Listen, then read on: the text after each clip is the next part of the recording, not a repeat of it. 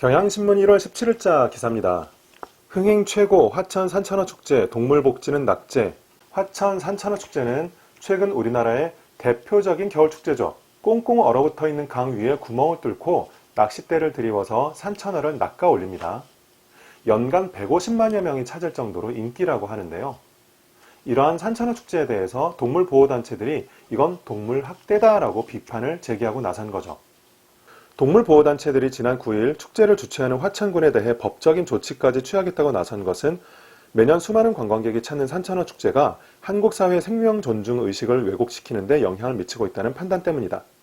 축제라는 미명하에 엄연히 살아있는 생명체를 식용 목적과 상관없이 생지옥이나 다름없는 상황에 처하게 한다는 것이다. 생활과 윤리나 윤리와 사상을 공부하신 분들이라면 피터 싱어라는 이름을 기억하실 겁니다. 동물도 도덕적 고려의 대상이 되어야 한다고 주장했죠. 마치 우리가 성별로 혹은 피부 색깔로 성차별, 인종차별을 하는 것이 도덕적으로 옳지 않은 것처럼 인간 외에 다른 종을 차별하는 종차별 역시 도덕적으로 옳지 않다는 주장입니다. 피터 싱어의 주장은 이렇습니다. 우리는 보통 동물은 이성이 없기 때문에 인간보다 낮은 존재라고 이해하잖아요. 그러나 이성의 존재 여부가 아니라 쾌감이나 고통을 느낄 수 있는지 여부가 중요하다. 싱어는 이를 쾌고 감수 능력이라고 불렀는데요. 쾌고 감수 능력을 갖춘 존재라면 인간과 마찬가지로 최소한 불필요한 고통을 받지 않을 권리가 있다고 봤습니다. 그렇다면 산천어 축제도 마찬가지겠죠. 고통을 느낄 수 있는 존재인 물고기들이 수많은 낚싯바늘 사이에서 고통을 받고 있는 현실, 이 점에 대해서 동물보호론자들은 강력히 비판을 하고 나선 거죠. 이는 우리나라만의 상황은 아닙니다. 투우로 유명한 스페인에서도 최근에는 투우를 금지한 지방정부가 나타나고 있고요.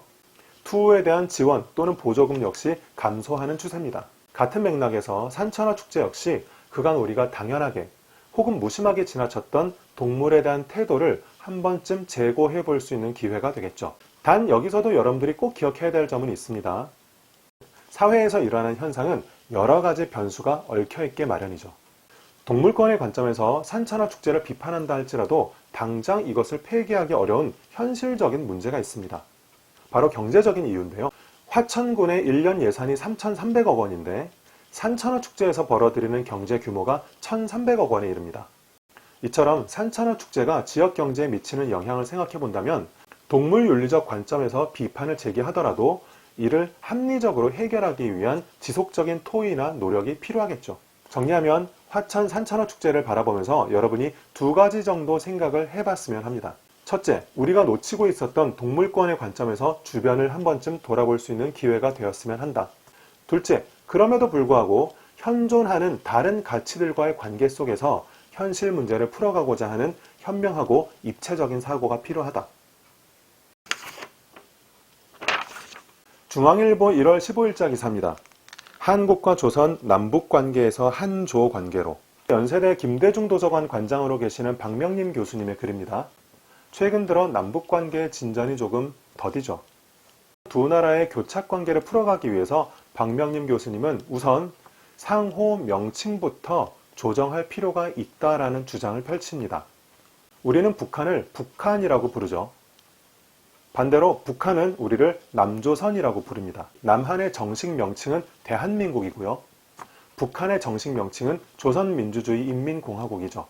우리가 그들을 북한이라고 부르는 것은 북쪽의 대한민국, 즉 우리의 일부로 보는 인식이 반영됐기 때문입니다.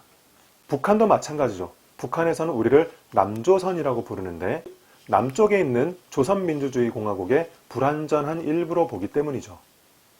박명림 교수님은 이를 비현실적인 인식, 착각일 뿐이라고 비판합니다.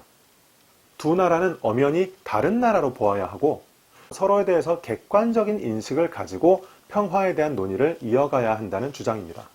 기사를 조금씩 인용해 보겠습니다.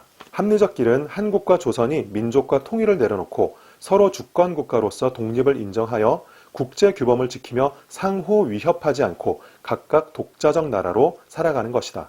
따라서 통일 지향의 남북관계가 아닌 평화 추구의 한조 관계가 정답이다. 관념과 언어를 넘어 실제와 현실에 존재하지 않는 북한과 남조선을 의지하여 남북관계로 접근하기보다는 대한민국, 즉 한국, 그리고 조선민주주의 인민공화국, 즉 조선으로 각자 존재하고 서로 대면하는 게 바른 길이다. 박명린 교수님의 주장은 결국 남북이 서로를 마치 일종의 가족 혹은 형제의 일원으로 보려는 인식을 이제 버리고 엄연히 다른 두 나라의 관계로서 접근하자는 얘기입니다. 이러한 박명림 교수님의 주장은 라인홀트 니부어의 주장을 연상케 하는 바가 있습니다. 라인홀트 니부어는 도덕적 개인과 비도덕적 사회라는 책을 썼습니다. 그의 주장은 개인윤리와 사회윤리를 구분해야 된다는 것인데요. 개인들 사이에는 서로 배려할 수도 있고 양보할 수도 있지만 집단과 집단 사이에는 그러한 개인윤리가 적용될 수 없다. 집단과 집단은 정치로서 접근해야 한다는 것이 라인홀트 니부어의 주장이었습니다. 집단과 집단의 관계로서 가장 치열하고 냉정한 관계는 바로 국가와 국가의 관계죠. 그렇기 때문에 국가 간의 관계를 개인윤리적 관점에서 접근해서는 안 된다라고 니부어는 주장했습니다. 현재 남북관계는 니부어의 관점에서 볼 때 우려되는 바가 많죠. 남북한은 서로를 같은 민족 혹은 같은 형제라고 인식합니다. 그렇기 때문에 남북관계에는 감정적인 측면이 개입될 여지가 많죠. 그러한 감정적인 접근은 개인윤리적 특성을 띠기 쉽습니다. 그런 측면에서 박명림 교수님의 주장은 니부어의 주장과 일맥상통하죠. 이제는 남북이 서로를 헤어진 형제나 다시 합쳐야 할 가족처럼 여기는 감성적 관점을 넘어서자 마치 두 개의 회사가 협상하듯이 냉정한 정치적 접근이 필요하다. 그 출발점은 서로를 나와는 엄연히 다른 주체로 바라보는 객관적인 인식이다. 바로 이러한 관점에서 이 글을 쓴 박명림 교수님은 남북관계가 아니라 한조관계가 되어야 한다고 주장했습니다. 여러분이 교과서에서 보았던 도덕적 개인과 비도덕적 사회, 라인홀트 니부어의 주장은 단순히 지역 이기주의, 님비 혹은 핀피 현상을 설명하는 데 쓰이는 이론을 넘어서 국제관계를 현실적으로 바라보는데 아주 중요한 관점이 되었습니다. 그러한 니부어의 관점과 남북관계가 아닌 한조관계가 되어야 한다는 박명림 교수님의 주장을 연결지어 이해해 보신다면 우리가 교과서에서 배웠던 지식들이 바로 우리의 현실과 아주 긴밀하게 관련되어 있었다는 점을 알게 될 것입니다.